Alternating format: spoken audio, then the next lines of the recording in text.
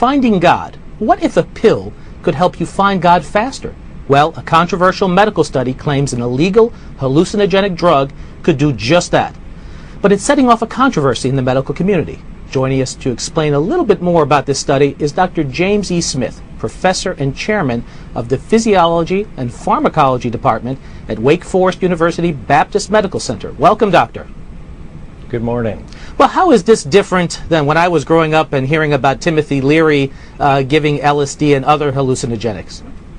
Well, we were growing up at the same time, and it's very different in that this was a very rigorous scientific study in one of the top-notch human behavioral pharmacology laboratories actually in the nation.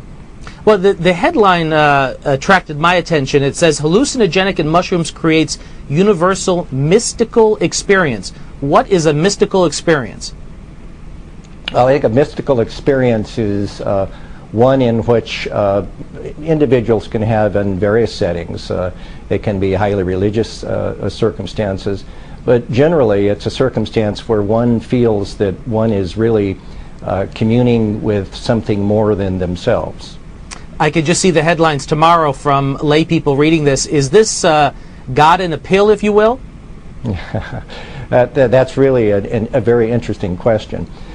Even the investigators really talked about it being a significant mystical experience, and these substances, mescaline, which is similar to psilocybin, and even the magic mushrooms, Mexican mushrooms, have been used by Native Americans for some period of time in various religious experiences that were part of their culture. Now, in reading this article, volunteers, because that's what we should call them, were given this, and about 60% said that this would be one of the top 5 experiences of their lives. That is truly remarkable. It is very remarkable. Very remarkable. Is there an area where you can see this being abused, or people reading this article and saying, well, I want to have a top 5 experience, sure, and buy some magic mushrooms? That is really always an issue when you find, or when you're working with substances that have effects upon the central nervous system. And in this case, obviously, there's those individuals that would want to do exploration of oneself rather than scientific experimentation. It's clear that what this is, it's the beginning of a very significant scientific investigation of the actions of psychedelics, something that has never been so rigorously performed. Do you see this being used in terms of severe depression or in end of life when experiences are low to kind of augment one's consciousness, if you will?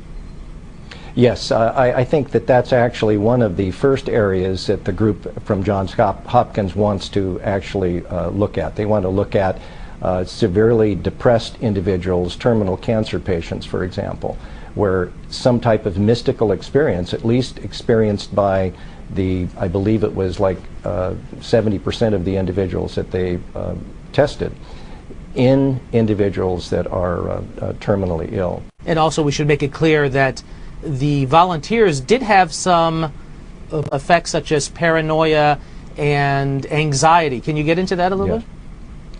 Yes, actually, during the psilocybin episode, individuals reported kind of a semi-fear, panic, anxiety.